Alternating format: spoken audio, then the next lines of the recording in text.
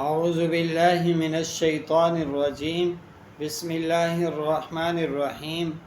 سامعین محترم، السلام علیکم ورحمۃ اللہ وبرکاتہ۔ چونکہ وضو کے مسائل چل رہے ہیں، آج میں آپ حضرات کے سامنے وضو کے فضائل رکھوں گا۔ حضور صلی اللہ علیہ وسلم ایک دفعہ صبح کی نماز کے بعد اپنی جگہ پر تشریف فرما ہوئے اور حضرت بلال رضی اللہ تعالیٰ عنہ سے فرمانے لگے، بلال بتاؤ تم کون سا عمل ایسا کرتے ہو جس کی وجہ سے میں نے جنت کے اندر آپ کے قدموں کی آہٹ اپنے سے آگے مقدم سنی۔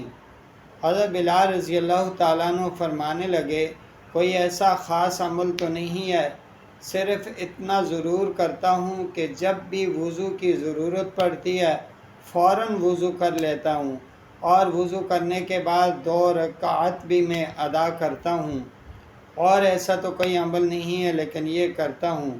تو سامعین محترم، وضو کی کتنی بڑی فضیلت ہے۔ حضرت بلال رضی اللہ تعالیٰ عنہ کو گویا کہ جنت کا ٹکٹ مل رہا ہے، وہ بھی حضور صلی اللہ علیہ وسلم کے آگے آگے چل رہے ہیں۔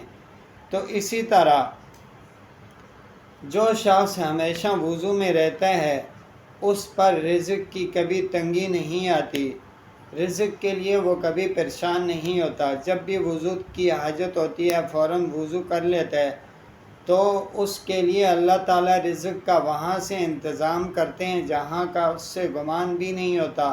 وَمَن يَتَّقِ اللَّهَ يَجْعَل لَّهُ مَخْرَجًا وَيَرْزُقْهُ مِنْ حَيْثُ لَا يَحْتَسِبُ۔ اللہ تعالیٰ وہاں سے رزق کا انتظام کرتے ہیں جہاں سے اسے گمان ہی نہیں ہوتا۔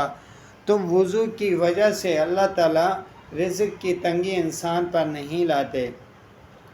اور اسی وضو کی فضائل میں سے ایک فضیلت یہ بھی ہے، حضرت امام ابو حنیفہ رحمۃ اللہ علیہ کے بارے میں آتا ہے کہ اللہ تعالیٰ نے ایمان کی بصارت انہیں دی تھی کہ جب بھی کوئی آدمی وضو کرتا تھا اور وضو کے اندر جو بھی گناہ اس کے دھل جاتے تھے، وہ امام ابو حنیفہ رحمۃ اللہ علیہ دیکھ لیتے تھے کہ اس کے اعضاء سے کون سے گناہ دھل گئے۔